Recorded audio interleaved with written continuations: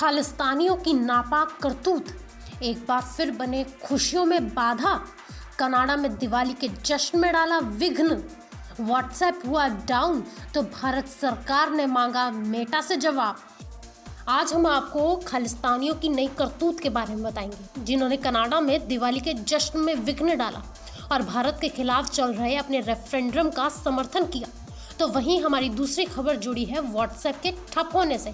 आपको याद होगा कि साल का आखिरी सूर्य ग्रहण किस तरह से 2 घंटे के लिए व्हाट्सएप पर भी लगा था और अब इसी पर भारत सरकार ने मेटा से जवाब मांगा है और 4 दिन के अंदर जवाब देने को कहा है। यूँ तो दिवाली खुशियों का त्योहार है और रोशनी का भी, लेकिन कुछ लोगों की सोच इतनी छोटी होती है कि वो हर खुशी के मौके पर भी ग्रहण लगा देते हैं और किसी की खुशियों को कैसे कुचलना है, इस तरह के लोगों को ये बखूबी आता है और खालिस्तानी तो इसमें मास्टर करके बैठे हैं। हिंदुओं की खुशी के मौके को कैसे खराब करना है, उनकी खुशियों को कैसे बर्बाद करना है, ये खालिस्तानियों को बहुत अच्छे से आता है।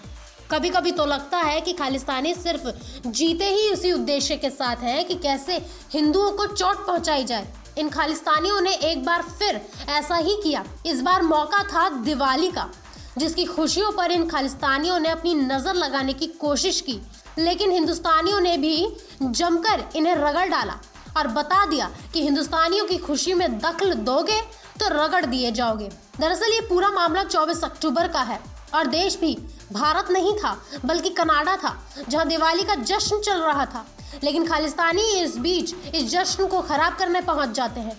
दिवाली के मौके पर कनाडा में खालिस्तान समर्थकों की शर्मनाक करतूत सामने आई है।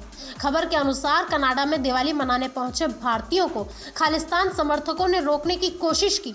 इसके बाद वहां मौजूद भारतीयों ने तिरंगा लेकर जय श्री राम के नारे लगाने शुरू कर दिए और खालिस्तानी समर्थकों को खदेड़ दिया। सोशल मीडिया पर बताया जा रहा है कि खालिस्तान समर्थकों को खदेड़ने वाले ज्यादातर युवा हरियाणा के रहने वाले हैं। कनाडा में बड़ी संख्या में भारतीय रहते हैं।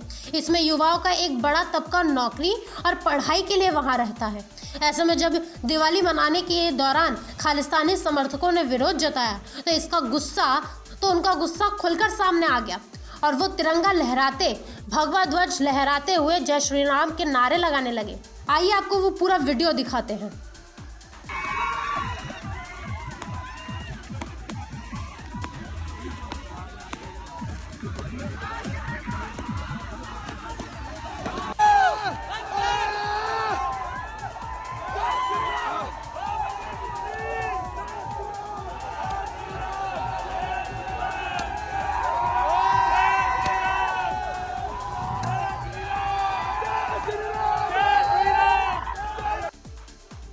पिछले कुछ समय से कनाडा में खालिस्तान समर्थकों की तादाद बढ़ती जा रही है। इसके पहले भारत में हुए किसान आंदोलन के दौरान भी खालिस्तान समर्थकों की भूमिका सामने आई थी, जिसमें लाल किले पर भारत के झंडे को हटाकर खालिस्तानी झंडा भी लगाया गया था, जिस पर काफी बवाल हुआ था। और रही बात कनाडा की, तो हाल ही में कनाडा में खालिस्तान के समर्थन में एक जनमत संग्रह भी किया गया था, जो भारत के खिलाफ था। और जब दिवाली के जश्न के बीच ये खालिस्तानी आए, इस दौरान भी ये लोग इसी जनमत संग्रह का समर्थन कर रहे थे। बता दें कि कनाडा में पंजाब को भारत से अलग कर एक अलग राज्य बनाने का रेफरेंडम किया जा रहा है और जब भारत सरकार ने इस पर कनाडा की सरकार से एक्शन लेने के लिए कहा था, तो कनाडा की सरकार ने इसे इनकी अभिव्यक्ति की आज़ादी बता दिया था और किसी भी तरह का एक्शन लेने से मना कर दिया था। और अब इस तरह का बवाल होना भी यही बता रहा है कि कनाडा भारत के मुकाबले इन खालिस्तानियों को ज़्यादा समर्थन दे रहा है। चलिए अब आपको अगली खबर की तरफ लेकर चलते हैं, जो जुड़ी है व्हाट्सएप से। आपको तो पता ही होगा कि 25 अक्टूबर को साल का आखिरी सूर्य ग्रहण लगा था, जिसे खुद सीएम योगी ने भी देखा था।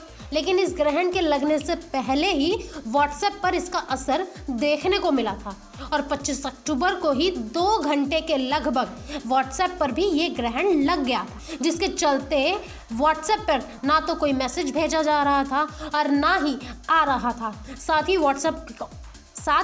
व्हाट्सएप कॉल भी नहीं लग रही थी। आसान शब्दों में कहा जाए तो 2 घंटे के लिए व्हाट्सएप पूरी तरह से बंद हो गया था। मीडिया रिपोर्ट्स के मुताबिक भारत समेत व्हाट्सएप इटली और तुर्की में भी बंद हो गया था। सोशल मीडिया यूजर्स ने भी संदेश नहीं भेजे जा पाने के बारे में पोस्ट किया था। उधर मेटा ने कहा कि वो सेवाओं को फिर से रिस्टोर करने पर विचार कर रहा है। मेटा के एक प्रवक्ता ने कहा, हम जानते हैं कि कुछ लोगों को संदेश भेजने में समस्या हो रही है और हम जल्द से जल्द सभी के लिए व्हाट्सएप को बहाल करने का काम कर रहे हैं। हालांकि 2 घंटे बाद ऐप की सभी सर्विसेज फिर से शुरू हो गई और लोगों के साथ साथ कंपनी ने भी राहत की सांस ली। लेकिन ट्विटर और अन्य प्लेटफॉर्म्स पर हैशटैग व्हाट्सएप डाउन के साथ एक मीम फेस्ट शुरू हो गया, जिसमें कई तरह के यूजर्स ने व्हाट्सएप का मजाक बनाया। कई यूजर्स ने कहा कि उन्हें पहले लगा कि उनकी इंटरनेट सेवा में समस्या है। इसके साथ ही यूजर्स ने कई मीम शेयर किए जिसमें व्हाट्सएप के डाउन होने पर काफी मजाक उठाया गया। और अब भारत सरकार ने भी मेटा से अपनी इस असुविधा के बारे में जवाब मांगा है कि आखिर इतनी बड़ी ऐप का सर्वर इतने घंटे के लिए ठप कैसे हो गया और कंपनी क्या कर रही थी। मंगलवार को 2 घंटे तक बंद रही व्हाट्सएप की सर्विस वाले मामले में भारत सरकार ने कड़ा रुख अपनाया है। आईटी मंत्रालय ने मेटा से इस सिलसिले में एक विस्तृत जवाब मांगा है। कहा गया है कि कंपनी को 4 दिन के अंदर जवाब देना होगा। सरकार जानने का प्रयास कर रही है कि आखिर किस कारण से व्हाट्सएप 2 घंटे तक बंद रहा था। बता दें कि व्हाट्सएप आजकल की जिंदगी का अहम हिस्सा बन गया है। कई तरीके के ऑनलाइन बिजनेस तक व्हाट्सएप पर ही चलते हैं। ऐसे में जब व्हाट्सएप 2 घंटे के लिए बंद हो गया तो काफ़ी लोगों का आर्थिक नुकसान भी हुआ। यही वजह है कि भारत सरकार मेटा से इसके बंद होने पर जवाब मांग रही है। जानकारी के लिए बता दें कि 25 अक्टूबर को 12:30 बजे के करीब ऐसी खबरें आने लगी थीं कि व्हाट्सएप काम नहीं कर रहा है। लेकिन इस बार किस कारण से व्हाट्सएप डाउन हुआ, क्या वो तकनीकी एरर रहा, इस बारे में कंपनी कुछ भी बोलने से बच रही है। यहाँ ये समझना जरूरी है कि व्हाट्सएप केवल भारत में ही नहीं बल्कि ब्रिटेन, सिंगापुर, इटली, तुर्की, साउथ अफ्रीका और दूसरे देशों में भी ठप रहा था। वहाँ भी 2 घंटे के करीब तमाम सर्विसेज डाउन रही थी। व्हाट्सएप का इस्तेमाल 2 बिलियन से ज़्यादा लोग करते हैं। सभी यूजर्स को दिक्कत नहीं आए, इसीलिए इतनी बड़ी सर्विस के लिए डेटा को कई जगहों पर होस्ट किया जाता है। पूरी दुनिया के सर्वर पर अलग अलग देश के कानून के हिसाब से डेटा स्टोर होता है। भारत में इसके सबसे ज़्यादा यूजर्स हैं। पिछले साल 5 अक्टूबर 2021 के बाद ये पहला बड़ा व्हाट्सएप आउटेज है। एक्सपर्ट्स मानते हैं कि इसकी कई वजहें हो सकती हैं। इसमें एक वजह हैवी ट्रैफिक को भी बताया गया है। इस मैसेजिंग ऐप पर रोज अरबों व्हाट्सएप मैसेज सेंड और रिसीव किए जाते हैं, लेकिन अभी फेस्टिव सीजन के दौरान इसकी संख्या काफ़ी ज़्यादा बढ़ गई है, जिसको शायद सर्वर हैंडल नहीं कर पाया और क्रैश हो गया। हालांकि दूसरी भी एक वजह एक्सपर्ट्स बताते हैं। एक्सपर्ट्स के अनुसार साल 2021 के अक्टूबर में भी फेसबुक, इंस्टाग्राम और व्हाट्सएप कई घंटों के लिए बंद हो गए थे। इसके पीछे की वजह डीएनएस फेलियर को बताया गया। डीएनएस या डोमेन नेम सिस्टम ऐसी सर्विस है जो व्यक्ति के पढ़े जाने लायक होस्ट नेम को न्यूमेरिक आईपी एड्रेस में बदलता है। अगर डीएनएस काम नहीं करता है तो आपका डिवाइस वेबसाइट होस्ट के सर्वर से कनेक्ट नहीं हो पाता है। लेकिन इस केस में ये दिक्कत बीजीपी रूटिंग थी।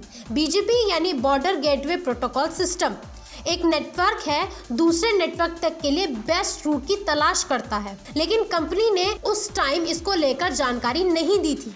इस बार भी आउटेज इसी दिक्कत के कारण हो सकता है। प्रोडक्ट चेंज से भी सभी यूजर्स प्रभावित होते हैं, लेकिन इतने बड़े यूजर बेस के साथ एक बार में चेंज को रिलीज करना कंपनी के लिए पॉसिबल नहीं है। इस वजह से ये अलग अलग कस्टमर्स के लिए फेज्ड मैनर में अपडेट जारी करती है।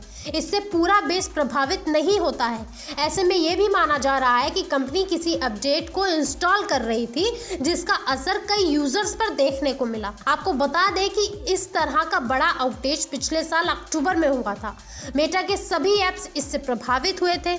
इसको लेकर माना जा रहा था कि कंपनी पर साइबर अटैक हुआ है, लेकिन बाद में मेटा ने साफ किया इस आउटेज की वजह इंटरनेट इंफ्रास्ट्रक्चर थी। डेटा सेंटर के बीच ट्रैफिक कोऑर्डिनेशन बिगड़ने से लोग फेसबुक, व्हाट्सएप का एक्सेस नहीं कर पा रहे थे।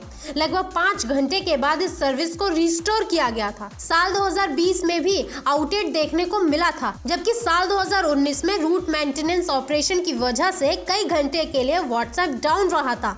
अब इस बार व्हाट्सएप क्यों डाउन रहा, इस पर कंपनी का बयान आने के बाद ही कुछ कहा जा सकता है। फिलहाल इस वीडियो में सिर्फ इतना ही, लेकिन खालिस्तानियों की इस करतूत को लेकर आपका क्या कहना है कमेंट बॉक्स में ज़रूर बताइएगा।